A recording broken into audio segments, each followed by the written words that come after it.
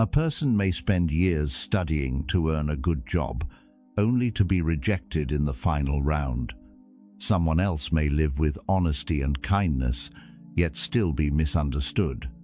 Another may take great care of their health, only to hear the devastating news that they have become ill. Stories like these unfold every day, leaving many people wondering what went wrong. If they gave their very best, why didn't life turn out the way they had hoped? The feeling of unfairness often arrives almost instantly. The mind begins comparing everything that was given with everything that was received in return. We believe that hard work should be rewarded, kindness should be met with kindness, and sincerity should naturally lead to good outcomes. When reality refuses to follow those expectations, disappointment quietly settles in. What is interesting is that the very same event does not cause the same amount of suffering for everyone.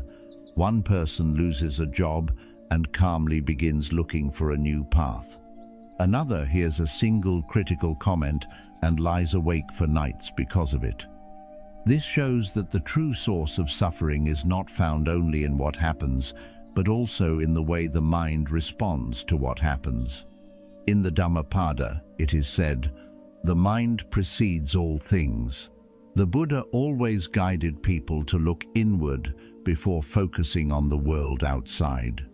When the mind is filled with resistance, even a small inconvenience can feel overwhelming. When the mind is clear and steady, even great hardship can become an opportunity to grow. We often assume that life should unfold according to the plans we carefully make, yet life has never promised that it would. The weather changes, jobs change, people change, health changes. Nothing remains the same simply because we wish it would. Life moves according to causes and conditions, not according to anyone's personal wishes. The Buddha taught that all things are impermanent. This teaching is not only about growing old or dying, it also speaks to every situation we encounter each day. Success will change, failure will also change. Relationships begin and eventually come to an end. Even the deepest sorrow will one day fade away. When we forget this truth of impermanence, we begin clinging to things that were never meant to last forever. Much of our suffering begins with one familiar thought: things should have been different. That person should have understood me. My work should have gone more smoothly. Life should have been fairer. Those simple words, "should have," quietly create a gap between reality and expectation, and that gap slowly becomes lasting pain. Some people cannot accept failure because they have convinced themselves they were never allowed to fail. Others cannot move on after a breakup because they believed that love was supposed to last forever. The event itself may happen in a single moment, but the resistance within the mind can continue for months, even years. When people look back on the hardest chapters of their lives, many realize that what truly drained them was not only the event itself, but the thousands of thoughts that followed afterward. The mind keeps asking why. It keeps imagining different outcomes. It keeps grieving what never happened. That endless cycle quietly feeds anxiety day after day. In the Samyukta Agama, the Buddha repeatedly encouraged people to observe things exactly as they are. This is not a teaching of giving up. It is a practice of seeing reality honestly. When we stop demanding that life match our expectations, we finally begin to see what is truly happening and what can genuinely be transformed. Whenever life goes against our wishes, our first instinct is often to find someone or something to blame. But no matter who we blame, the situation itself remains unchanged. The only thing that can change in that very moment is the way we choose to face it. That is where the Buddha always invited his students to return. Many people spend their entire lives trying to control everything. They want to control outcomes, control other people, control the future, and even control things that have not yet happened. When reality slips beyond their control, they feel lost. In truth, the deepest fear is often not change itself, but the feeling of no longer being in control. Peace does not appear only when everything goes our way. If we wait until life becomes perfect before allowing ourselves to be at peace, we may be waiting forever. Peace begins the moment we accept that life will always contain things beyond our expectations, beyond our plans, and beyond anyone's control. This does not mean giving up or abandoning our goals. The Buddha never encouraged people to live passively. He simply taught us to give our best with a clear and mindful heart, without demanding that the outcome obey our wishes. Do everything you can, while understanding that every result is shaped by countless causes and conditions beyond your own efforts. Perhaps the real question is no longer why life doesn't go our way. Life has always been changing, and it has never promised to satisfy everyone's expectations. The more important question is this: when life unfolds in ways we never wanted, will our minds continue resisting reality, or will we learn to meet it with mindful awareness? That choice is what ultimately determines the depth of peace within each of us. Losing a job is real pain. Saying goodbye to someone you love is real pain too. Hearing that you have an illness or losing someone close to you are experiences no one ever wishes for. The Buddha never denied these kinds of suffering. What he pointed out was that after the hardship itself, people often create a second layer of suffering without even realizing it. The event happens in a single moment, but the mind carries it far beyond that moment. It keeps asking, "Why did this happen to me?" It searches for someone to blame, looks for mistakes to point at, and imagines countless different outcomes that should have happened instead. It is these endless thoughts that gradually make the original pain even heavier. Someone who loses a job may spend a few days feeling sad. That is completely natural. But if months later they are still telling themselves that life has treated them unfairly, that they will never recover, then what is exhausting them is no longer the job loss itself. It is the story they keep repeating to themselves every single day. The Buddha shared a well-known teaching using the image of two arrows. The first arrow represents the unavoidable hardships of life, illness, loss, failure, or separation. The second arrow is the mind's reaction to those hardships. More often than not, it is this second arrow that causes deeper and longer-lasting suffering than the first. In the Samyutta Nikaya, the Buddha taught that a person without mindfulness is like someone struck by two arrows. The first comes from life's circumstances, the second comes from their own resistance. A wise person still feels the pain of the first arrow, but does not fire the second arrow into their own heart. What is remarkable is that the mind truly believes that if it thinks about something long enough, it will eventually solve it. So it keeps replaying the same problem over and over again. It rewinds old conversations, relives past failures, and imagines hundreds of worst-case scenarios. After hours of doing this, the body is exhausted, yet nothing in the situation has actually changed. Many people believe they are suffering because of someone else. In reality, much of their suffering comes from their own thoughts about that person. The very same words can be brushed aside by one person, while another carries them for years. The difference is not in the words themselves, but in the way the mind chooses to hold on to them. Emotions are not the enemy. Feeling sad is not wrong. Feeling angry is not wrong either. Even anxiety is nothing to be ashamed of. What causes suffering is believing that those emotions define who we are. Instead of saying, "I am feeling sad," we begin to believe, "My whole life is nothing but sadness." The Buddha never taught us to destroy our emotions. He taught us to see them clearly. When anger arises, simply know that anger is present. When fear appears, simply know that fear is here. There is no need to chase it away, and no need to turn it into something else. Just see it exactly as it is. Many people force themselves to stay positive even while their hearts are deeply hurting. They tell themselves they must not be weak, must not cry, must not feel sad. But emotions that are pushed down do not disappear. They simply return in different forms, sometimes as constant stress, sleepless nights, or a deep exhaustion that never seems to leave. Observing does not mean becoming indifferent. It means pausing long enough to recognize what is happening inside the mind.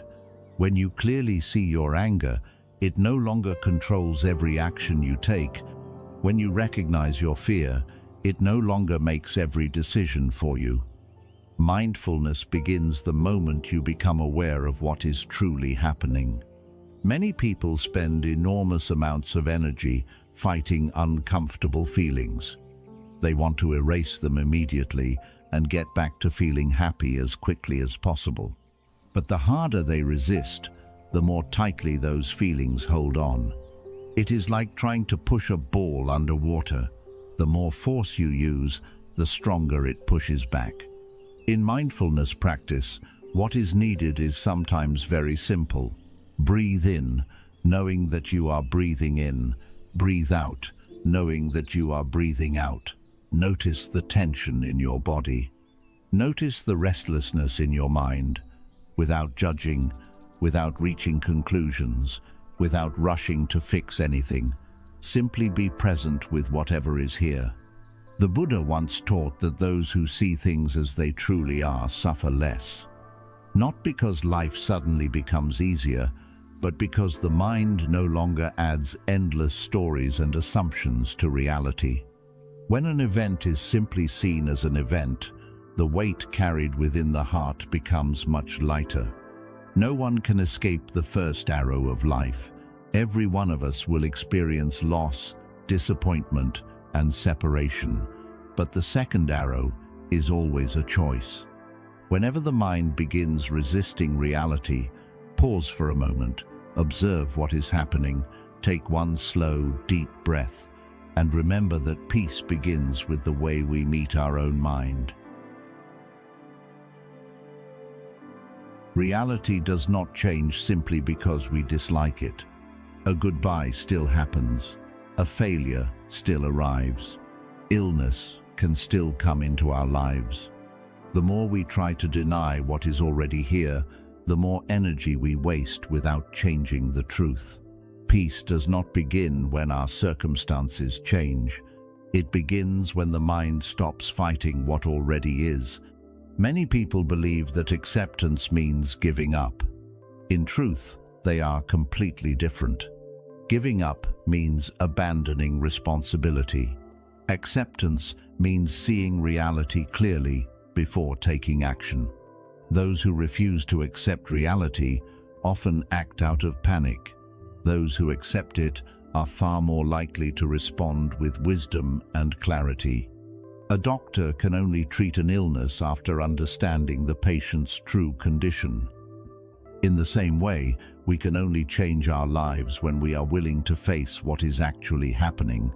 If we keep denying, avoiding, or convincing ourselves that everything is fine when it is not, there is no solid ground from which real transformation can begin. The Buddha taught us to see things exactly as they are. The teaching sounds simple, but living it is anything but easy. The mind is always trying to add its own desires, fears, and judgments to reality. Only when we let go of those extra layers can we truly meet the present moment as it is. The moment the mind stops demanding that life change immediately, a new kind of energy begins to emerge. The energy once spent resisting reality becomes energy for observing, learning, and taking wise action. This is not a miracle. It is simply the natural result of a mind that is no longer exhausting itself through resistance. This practice does not require special conditions. All it asks is that you pause for a few minutes in the middle of a busy day. Breathe in and know that you are hurting. Breathe out and know that the pain is still here. Do not try to erase it. Do not force yourself to be strong. Do not blame yourself for feeling vulnerable. Simply notice it with a calm and gentle awareness. Strangely enough, emotions often begin to change more quickly once they are truly seen. A child will cry longer if no one listens. Our emotions are much the same. When they are rejected, they only grow louder. When they are met with mindful awareness, they naturally begin to settle without being forced. Not every day will be a good day. Some mornings you wake up with a heavy heart for no clear reason. Some afternoons, everything seems to go differently than you expected. At times like these, what matters most is not forcing yourself to feel happy right away. It is making sure your mind does not create even more conflict within itself. In the Times Dhammapada, it is said, "Conquering yourself is the greatest victory." That battle is not against your emotions or your circumstances. It is the ability to keep anger, fear, and attachment from taking control of your thoughts and actions. Those who learn this discover a kind of freedom that circumstances cannot easily take away. Many people believe peace will come after they have solved every problem, but life will always present new challenges. If you wait until there are no more difficulties before allowing yourself to be at peace, that day may never come. Peace must be nurtured in the middle of life's imperfections. The Buddha never promised that those who follow the Dharma would never experience suffering again. Illness will still come, aging will still come, separation will still come. What he taught is that a mind that no longer resists reality will not be carried away by these experiences over and over again. The pain may still be there, but it no longer rules the whole of one's life. The habit of reacting immediately causes many people to lose their clarity. A single criticism can weigh on them for an entire day. One small failure can make them question their entire worth. When we learn to pause before reacting, even that brief moment of stillness is often enough to change what happens next. You do not have to become a perfect person to live in peace. You simply need to spend a little less energy fighting what cannot be changed, and a little more energy focusing on what you truly can do. That is how the mind gradually becomes steady in the face of life's constant changes. Every hardship is also an invitation to look inward. What is truly causing this pain? Is it the event itself, or the expectations I continue to cling to? When we ask this question with complete honesty, many of the knots within the heart begin to loosen on their own, without anyone else needing to untangle them for us. Tomorrow may still bring things that do not go your way. Life may continue to test you in ways you could never predict. But once the mind learns to meet reality without resistance, hardship no longer has the power to steal the peace within. And that is perhaps the greatest gift the Buddha's teachings have to offer.